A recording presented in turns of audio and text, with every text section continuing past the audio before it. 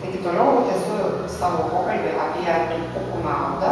Šį kartą pabandysim tūpukus su špaga, aišku, žinoma, ir tai turėtų dirbti keturgalis, tai yra priekinė dalis.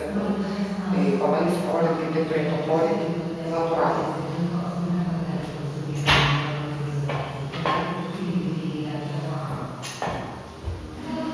Pražvelgiam pečių plotį ir tūpukas darosi 90 laipsnių kampu. Tai būtent dirba keturgalis, praktiškai neilgai taip dirba. Tai turėtų būti taip. O, kylam.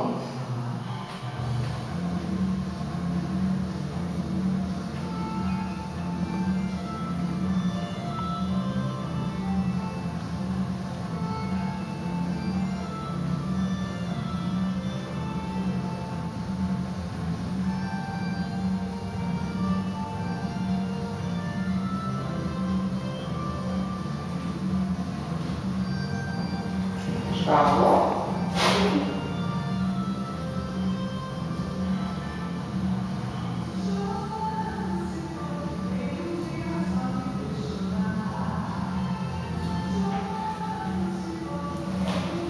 Taigi, tai turėtų būti apie 12-15 kartų. Taigi tiek apie keturgalis.